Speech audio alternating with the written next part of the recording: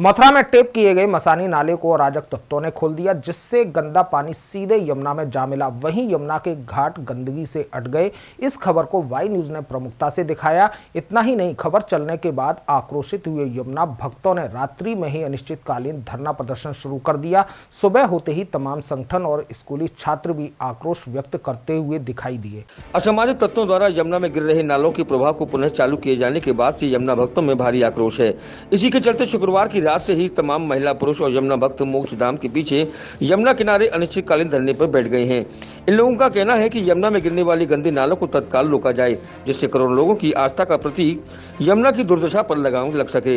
Yamuna mission नामक संस्था से जुड़े अरुण शर्मा, शैलेंद्र शर्मा, रश्मि शर्मा ने कहा कि जब तक यमुना में गिरते नालों पर रोक नहीं लगेगी, उनका धरना प्रदर्शन जारी रहेगा। अभी तक नाला बंद नहीं हुआ है। कल से लगातार कचरा जो नाले का सीधा यमुना में प्रवाहित हो रहा है। सब जगह पता है, सब विभागों को पता है कि नाला जा रहा है। विश्राम घाट से लेके गऊ घाट, विश्राम घाट और आगे के सभी घाटों पे कचरे के ढेर लगे हुए हैं। आम जनमानस परेशान है, लेकिन कहीं कोई रोक नहीं है। हमारी मांग है कि तुरंत इन नालों को टेप किया जाए।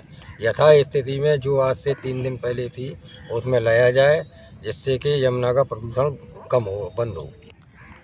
कहना तो बस यही है कि हम ब्रजवासी हैं, यमुना को अपनी माँ कहते हैं। और मेरा सवाल उन सभी लोगों से है जो माँ मानते हैं लेकिन माँ के लिए कुछ नहीं करते। आज यमुना मिशन बल्कि 2015 से जो यमुना जी के लिए कार्य कर रहा है, जिसके अंतर्गत जो विशेष रूप से मसानी नाला है, जिसमें हर रोज 2 करोड़ लीटर के लगभग विषाक्त जल आता है, उस नाले को लेकर यमुना जी में वो जल ना जाए, यमुना मिशन ने एक पूरी नहर बनाई, मथुरा से लेकर वृंदावन तक नहर बनाई। और उस नहर में भी इसके अंतर्गत 3 और नालों का, जो जयसिंहपुरा का, बिरला मंदिर कॉलोनी का, बंगाली कॉलोनी का, इन 3 नालों का भी उसमें जल समाहित होता है। तो इस प्रकार से यमुना मिशन तो ये प्रयास कर रहा है कि यमुना जी में ये गंदा पानी, ये विषाक्त जल ना जाए, लेकिन कुछ लोग शायद कुंठित जिनकी मानसिकता है, उन्होंने इस प्रकार का प्रयास किया है कि उस तटबंध को ही तोड़ डाला जो यमुना मिशन ने बनाया। तो कहीं ना कहीं ये उनकी जो मानसिक विकृति है वो दूर होनी चाहिए। ये ब्रज की आस्था के खिलाफ कृत हुआ है। इसकी जितनी भर्त्सना की जाए उतनी कम है। मोक्षदायिनी यमुना को मृतप्राय करने के लिए कुछ अपने स्वार्थ में अंधे होकर लोग कर रहे हैं। जी ऐसा भावना पर कुठाघात है।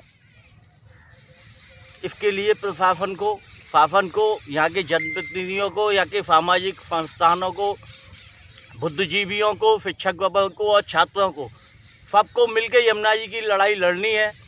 ये कालिया नाग जहरीला रूप बनाने के लिए कुछ लोग आतुर हैं और यमुना मिशन के अथक प्रयासों से जो यमुना जी का स्वरूप निखर के आया, लोगों को एक भावनाएं बनी, उस पर कुठाराघात है। यमुना में गंदगी फैलाने के विरोध में सामाजिक संगठन और नन्हे मुन्ने छात्र छात्राएं भी सामने आए। यहां उन्होंने यमुना किनारे पहुंचकर यमुना में गंदगी फैलाने का विरोध करते हुए जमकर नारेबाजी भी की। जी ऐसा है, कहने के लिए तो इस निंदनीय कार्य जो हुआ है इसके लिए शब्द नहीं है।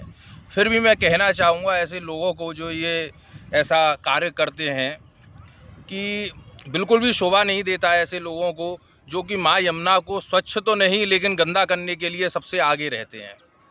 मैं बार बार सरकार से, क्षेत्रीय प्रशासन से मांग करूंगा कि ऐसे लोग जो ये निंदनीय कार्य करते हैं उनके खिलाफ जल्द से जल्द कार्रवाई हो। मंत्री जी यहाँ पर आए और आपने FIR की, उनसे बात कही, क्या कुछ मामला रहा?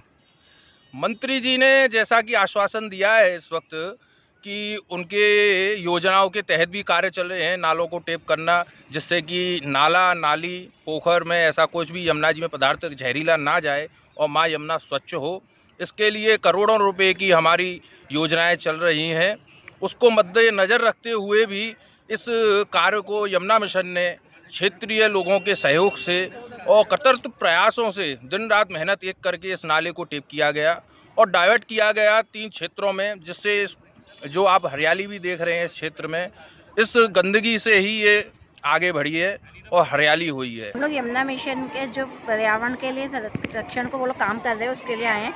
रश्मि जी ने आज हमें यहाँ पे इनवाइट किया और हम लोग को वाकई में आके लग रहा है कि कूड़े के समस्याओं के बारे में सुना था, पर यहाँ के हमें रियलाइज़ होता है कि वाकई में इन समस्याओं के समाधान के लिए युवा वर्ग को जागरूक होना पड़ेगा। देखिए, हमेशा जब हम कोई अच्छा काम कर रहे होते हैं तो कुछ ना कुछ हमारे अगेंस्ट लोग खड़े होते हैं, और वो आज शायद नहीं समझ पा रहे हैं, कल को उन्हें भी रियलाइज़ होगा कि हमारे आसपास के प्रदूषण को ख़त्म करना हमारे लिए कितना ज़रूरी है। और अगर कोई भी एफर्ट्स ये हो रहे हैं तो उसमें हर एक को सपोर्ट देना पड़ेगा, क्योंकि अकेले ही चलते हैं बट बाद में जाके कारवां बनते हैं।